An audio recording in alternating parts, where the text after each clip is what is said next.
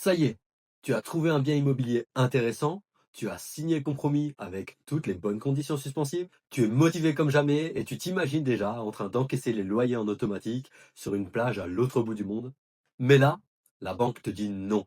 Eh bien, je sais parfaitement ce que tu peux ressentir parce que j'ai moi-même essuyé des dizaines de refus tout au long de mon parcours. Après l'excitation de l'acceptation de l'offre par le vendeur, le fait d'avoir en plus signé le compromis, d'être vraiment engagé dans le projet à 100%, un refus bancaire à ce moment-là, c'est vraiment se prendre un gros stop en plein dans son élan. Ça réveille à nouveau plein de doutes et peut-être que tu te demandes, est-ce que finalement je suis pas fait pour ça? Est-ce que l'immobilier c'est vraiment que pour les riches? Et avant même d'aller plus loin, je vais répondre directement, non, ce n'est pas que pour les riches. C'est juste que personne ne t'a expliqué comment fonctionne vraiment le financement dans la réalité. Et avec le recul, je me suis rendu compte que les refus que j'avais reçus étaient à chaque fois pour une raison fondée. Et finalement, je me dis même, heureusement que j'ai eu ces refus, ça m'a poussé à sortir de ma zone de confort, à me former et à m'améliorer au fur et à mesure que j'avançais. Et aujourd'hui, c'est ce que je vais faire pour toi. Je vais tout expliquer, sans jargon, sans promesses magiques, juste les règles et comment les utiliser. Le plus gros problème, c'est qu'on te donne des conseils un peu hors sol ou incomplets. Il faut avoir un bon dossier, sans te dire ce que ça veut dire. Il faut avoir de l'apport, alors que c'est même pas forcément vrai. Il faut avoir un CDI. Pareil, c'est pas forcément vrai. En tout cas, ces points pris individuellement ne veulent rien dire dans l'absolu. Et en plus, ça ne suffit pas. Ce que les banques veulent vraiment, c'est réduire leurs risques. Et réduire leurs risques, c'est aussi ne pas t'en faire prendre trop à toi. Donc tu peux tout de suite arrêter avec tes pensées négatives du style la banque est méchante, elle veut pas me suivre. Non, non, non. Peut-être que c'est pour ton plus grand bien qu'elle te suit pas.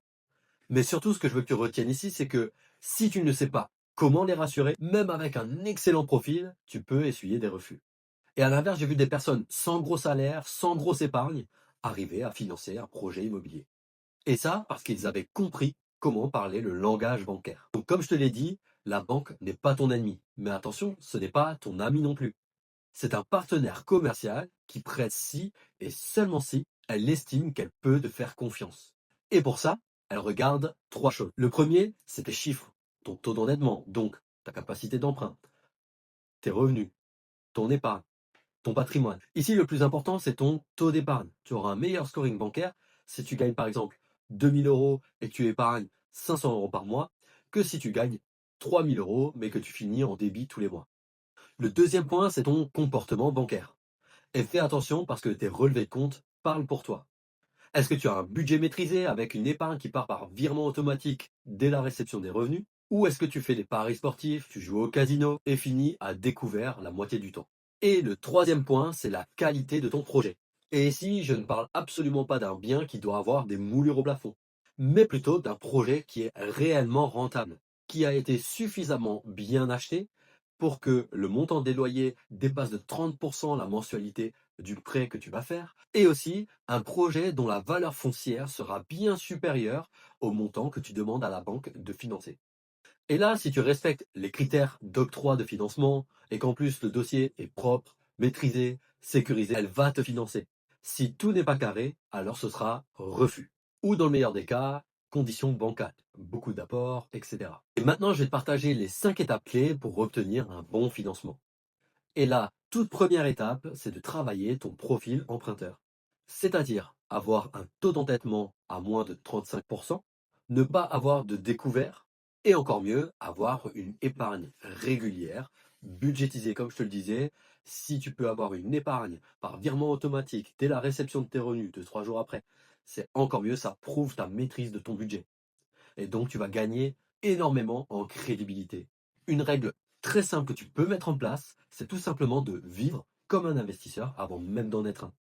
Et un investisseur fait très attention à ses dépenses et connaît son budget par cœur. Et maintenant, voyons la deuxième étape. Mais juste avant, je t'invite à mettre un like pour que je puisse voir que cette vidéo t'aide et je t'invite aussi à t'abonner et activer la cloche des notifications pour ne pas rater les prochaines vidéos. Et donc, l'étape 2, c'est de bien préparer son dossier. Ici, je t'invite vraiment à être professionnel dans ton approche, à savoir quels sont les documents à ramener à ton rendez-vous. Typiquement, tu peux ramener tes relevés bancaires des 3 derniers mois, tes 3 derniers avis d'imposition, tes 3 dernières fiches de paye ou revenus professionnels, une simulation du projet ultra carré, notamment avec des avis de valeur foncière et locative du projet. En bref, il faut que tu facilites un maximum le travail de ton interlocuteur, qu'il n'ait vraiment plus qu'à scanner les pièces, qu'il voit que tu es professionnel, carré, que tu sais de quoi tu parles, tu connais tes chiffres, tu sais les documents que tu dois lui ramener, etc. Bref, qu'il a affaire à un professionnel. Ça augmente drastiquement la confiance et du coup, ça augmente aussi énormément tes chances d'avoir une obtention de financement. Maintenant, la troisième étape, présente un bien cohérent. Il faut impérativement que tu sois réaliste sur la rentabilité, pas un bien trop exotique ou trop éloigné géographiquement. Même si tu souhaites faire de la courte durée, présente le dossier et assure-toi de la rentabilité sans compter sur la courte durée. Fais en sorte que tes chiffres soient bons en comptant sur un mode d'exploitation plus classique. Argumente, justifie, montre pourquoi ce projet est sain, avec notamment des avis de tension locative à l'appui, ou comme je te le disais tout à l'heure, des avis de valeur foncière ou des avis de valeur locative. Et encore une fois, j'insiste, ne triche surtout pas avec les chiffres. Si comme moi, pour l'anecdote, ma banquière était ancienne agent immobilier, donc si j'avais voulu tricher pour flatter mon ego en augmentant les loyers potentiels, etc., elle m'aurait vite recalé. Et encore une fois, comme dit plus tôt, tu n'as absolument aucun intérêt à tricher sur tes chiffres, si ce n'est de flatter ton ego pour passer cette étape de l'achat, alors que finalement, si tu le fais, tu vas avoir un projet qui n'est pas rentable et qui risque de te coûter chaque mois. Et ta priorité n'est pas d'acheter un bien pour acheter un bien, c'est d'acheter un bien qui te rapporte de l'argent chaque mois pour bâtir ta liberté. D'ailleurs, pour en finir avec l'anecdote de ma banquière, elle était donc banquière dans le deuxième plus gros crédit mutuel de France, ancienne agent immobilier, et elle m'avait même demandé si je voulais pas devenir banquier pour investisseurs au vu de la qualité de mon dossier. Alors, je dis pas ça pour me la raconter, mais vraiment pour que tu prennes conscience de l'impact qu'un bon dossier peut avoir sur la perception que ton interlocuteur a de toi. Maintenant, la quatrième étape, c'est d'être crédible lors de l'entretien bancaire. Donc, il faut absolument que tu assumes pleinement ton projet, que tu montres que tu sais que tu es capable de le faire, que tu l'as vérifié, que tu connais tes chiffres par cœur, que tu as fait les études de marché, les avis de valeur, etc. En gros, il faut que ton interlocuteur comprenne que tu es quelqu'un de sérieux qui va de toute façon trouver un partenaire financier. Et que donc, si ce n'est pas eux, ce sera quelqu'un d'autre. Mais ton projet va être accepté par quelqu'un parce que tu es quelqu'un de fiable et que le projet est solide. Efforce-toi bien à parler le langage bancaire, c'est-à-dire à tourner les choses sous la forme du risque maîtrisé, revenu stable, visibilité locative, etc. N'oublie pas que tu n'es pas devant ton interlocuteur pour lui faire croire que tu es riche ou je ne sais quoi, tu es là pour lui prouver que tu es fiable, prévoyant et que le projet est carré. L'étape numéro 5, c'est de trouver le bon interlocuteur. Tu peux notamment passer par un courtier indépendant. En plus, ces frais seront inclus dans le financement la majorité du temps. Donc si tu n'as vraiment pas le temps de démarcher les banques, tu peux essayer. Par contre, je reste convaincu que personne d'autre que toi-même défendra mieux ton dossier. Donc renseigne-toi sur les partenaires bancaires du courtier et s'il ne travaille pas avec toutes les banques ou que plutôt toutes les banques ne travaillent pas avec lui, va démarcher toi-même les banques avec lesquelles il ne travaille pas pour vraiment mettre toutes les chances de ton côté. Il n'y a pas de vérité absolue. C'est pas le courtier est mieux que de démarcher soi-même ou démarcher soi-même est mieux que le courtier. Ça dépend des cas. J'ai déjà eu des clients pour qui le courtier a été meilleur qu'eux pour trouver le financement. Et à l'inverse, avec d'ailleurs le même courtier, j'ai eu des clients qui ont réussi à trouver de meilleures conditions de financement par leurs propres moyens par rapport à ce que le courtier avait pu leur trouver. Et retiens bien que toutes les banques n'ont pas les mêmes critères.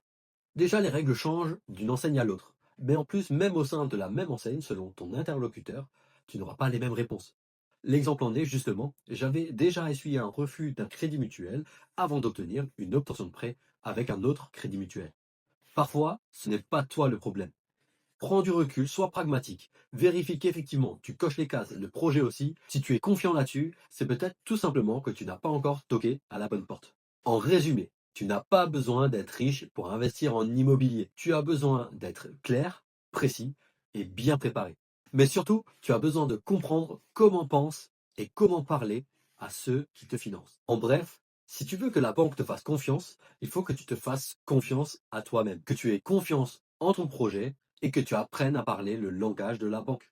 Et maintenant, si tu veux en apprendre beaucoup plus sur l'investissement immobilier, je t'invite à regarder ma vidéo qui s'appelle Le guide de l'investissement, formation pour débutants, la stratégie pour réussir. Et maintenant, avant de scroller sur la prochaine vidéo, n'oublie pas de mettre un like pour que je puisse voir que cette vidéo t'a aidé.